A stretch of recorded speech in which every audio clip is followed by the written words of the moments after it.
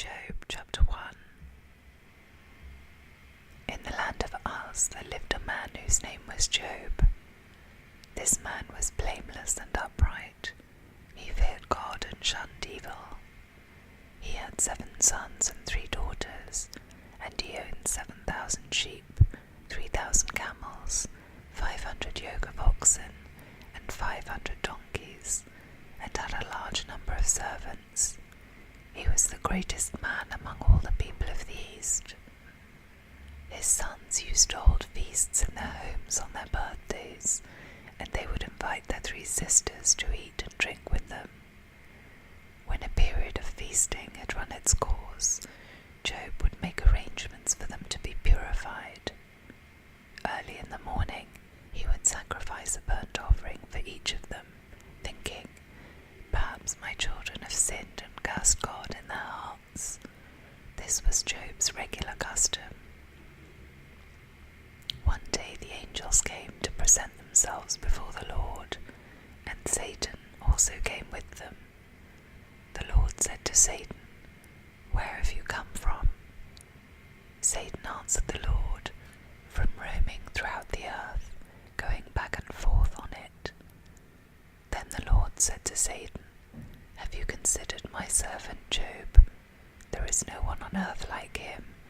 He is blameless and upright, a man who fears God and shuns evil." "Does Job fear God for nothing?" Satan replied. "Have you not put a hedge around him and his household and everything he has? You have blessed the work of his hands, so that his flocks and herds are spread throughout the land. But now stretch out your hand and strike everything he has, and he will surely curse you to your face." The Lord said to Satan, "Very well then, everything he has is in your power, but on the man himself do not lay a finger." Then Satan went out from the presence of the Lord. One day when Job's sons and daughters were feasting and drinking wine at the oldest brother's house, a messenger came to Job and said, "The oxen were ploughing and the donkeys were grazing nearby, and the Sabeans attacked and made off with them. They put the servants to the sword, and I am the only one who has escaped to tell you." While he was still speaking, another messenger came and said, "The fire of God fell from the heavens and burnt up the sheep and the servants, and I am the only one who has escaped to tell you." While he was still speaking, another messenger came and said, "The Chaldeans formed 3 raiding parties and swept down on your camels and made off with them. They put the servants to the sword, and I am the only one who has escaped to tell you." While he was still speaking, yet another messenger came and said, "Your sons and daughters were feasting and drinking wine at the oldest brother's house, when suddenly a mighty wind swept in from the desert and struck the 4 corners of the house. It collapsed on them and they are dead, and I am the only one who has escaped to tell you." At this, Job got up and tore his robe and shaved his head. Then he fell to the ground in worship and said, "Naked I came from my mother's womb, and naked I will depart. The Lord gave and the Lord has taken away. May the name of the Lord be praised." In all this, Job did not sin by charging God with wrongdoing.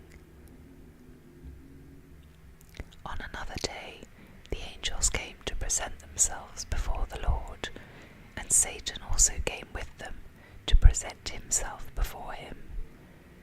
And the Lord said to Satan, "Where have you come from?" Satan answered the Lord, "From roaming throughout the earth, going back and forth on it." Then the Lord said to Satan, "Have you considered my servant Job? There is no one on earth like him.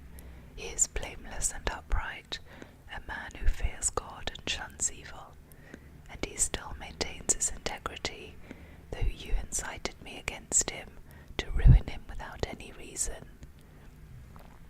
"Skin for skin," Satan replied. "A man will give as for his own life, but now stretch out your hand and strike his flesh and bones, and he will surely curse you to your face." The Lord said to Satan, "Very well then, he is in your hands, but you must spare his life." So Satan went out from the presence of the Lord and afflicted Job with painful sores from the soles of his feet to the crown of his head. Then Job took a piece of broken pottery and scraped himself with it as he sat among the ashes. His wife said to him, "Are you still maintaining your integrity? Curse God and die." He replied, "You are talking like a foolish woman. Shall we accept good from God and not trouble?" In all this, Job did not sin in what he said. When Job's 3 friends, Eliphaz the Temanite, Bildad the Shuhite, and Zophar the Naamathite, heard all about the troubles that had come upon him, they set out from their homes and met together by agreement to go and sympathize with him and comfort him. When they saw him from a distance, they could hardly recognize him. They began to weep aloud, and they tore their robes and sprinkled dust on their heads. Then they sat on the ground with him for 7 days and 7 nights. No one said a word to him, because they saw how great his suffering was. After this, Job opened his mouth and cursed the day of his birth. He said, "May the day of my birth perish, and the night that said, 'A boy is conceived,' that day may it turn to darkness. May God above not care about it. May no light shine on it. May gloom and utter darkness claim it once more. May a cloud settle over it. May blackness overwhelm it. That night may thick darkness seize it. May it not be included among the days of the year, nor be entered in any of the months. May that night be barren.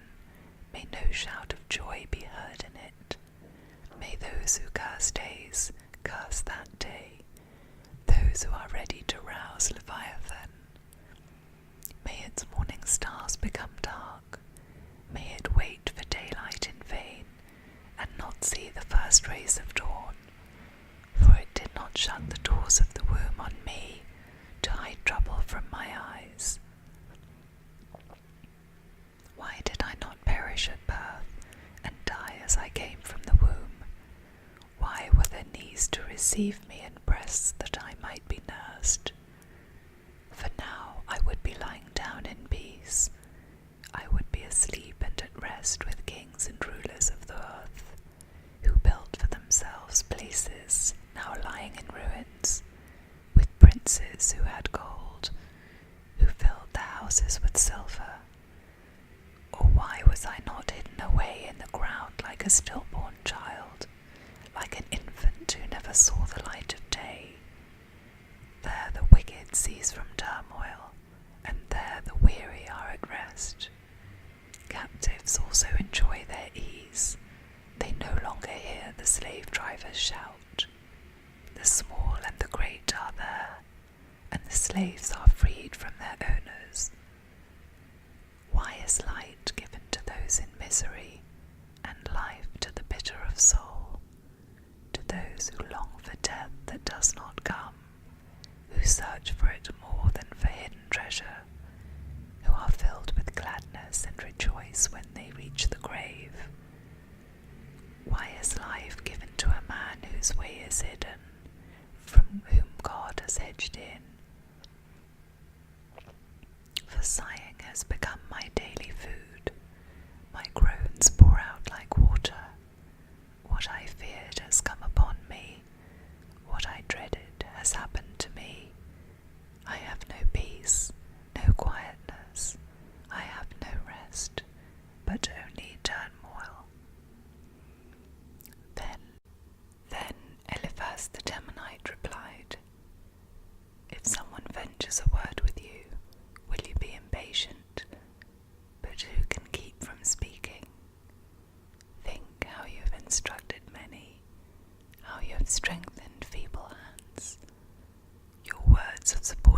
those who stumbled.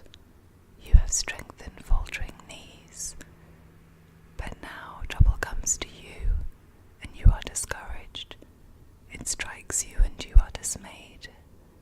Should not your piety be your confidence, and your blameless ways your hope? Consider now, who, being innocent, has ever perished?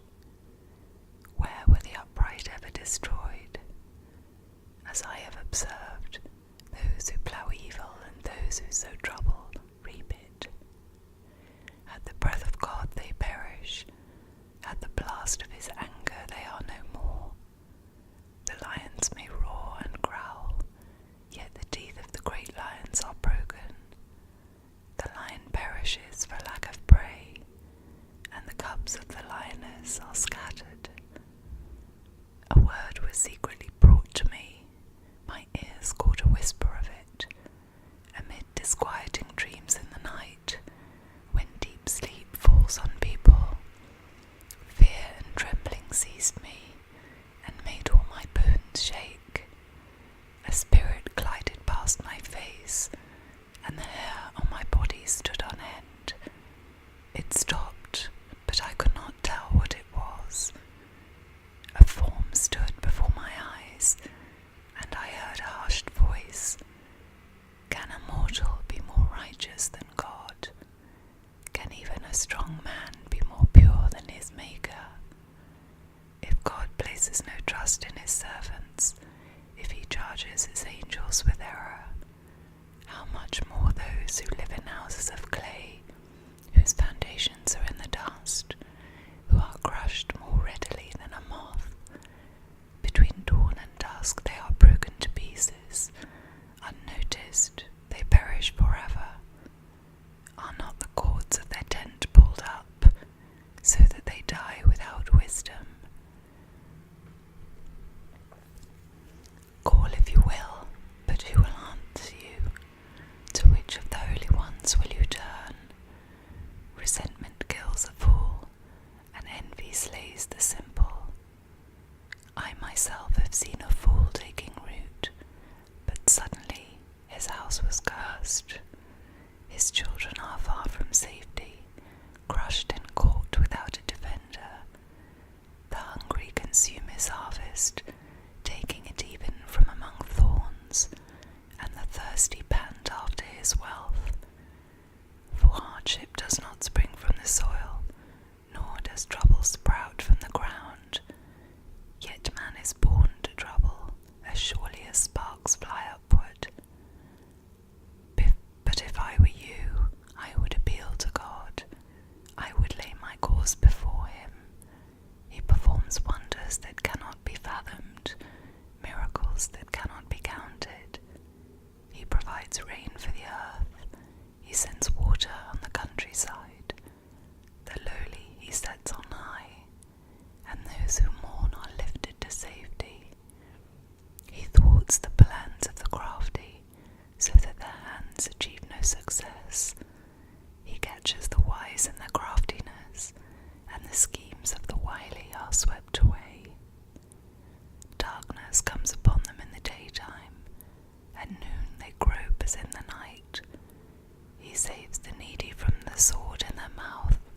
He saves them from the clutches of the powerful. So the poor have hope, and injustice shuts its mouth.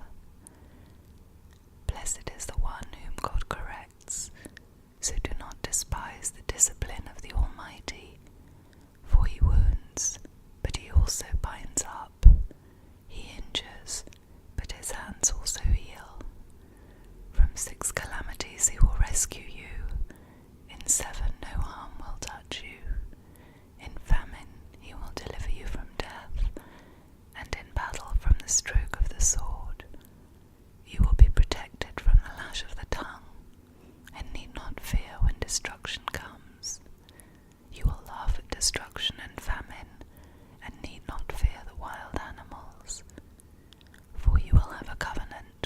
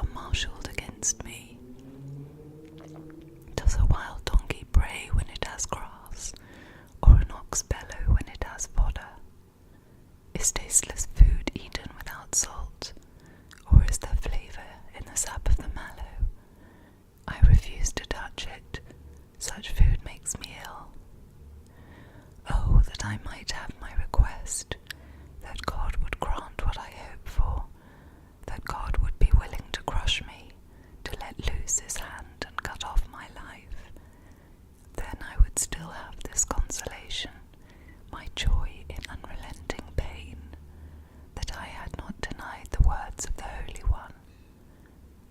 What strength do I have that I should still hope? What prospects that I should be patient? Do I have the strength of stone? Is my flesh bronze? Do I have any power to help myself, now that success has been driven from me? Anyone who withholds kindness from a friend forsakes the fear of the Almighty. But my brothers are as undependable as intermittent streams, as the streams that overflow when darkened by thawing ice and swollen with melting snow, but that stop flowing in the dry season and in the heat vanish from their channels. Caravans turn aside from their routes, they go off into the wasteland and perish. The caravans of Tema look for water, the travelling merchants of Sheba look in hope. They are distressed because they had been confident. They arrive there only to be disappointed. Now you too have proved to be of no help. You see something dreadful and are afraid. Have I ever said, give something on my behalf, pay a ransom for me from your wealth, deliver me from the hand of the enemy, rescue me from the clutches of the ruthless? Teach me and I will be quiet. Show me where I have been wrong. How painful are honest words. But what do your arguments prove? Do you mean to correct what I say, and treat my desperate words as wind?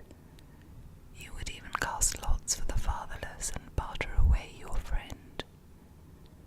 But now be so kind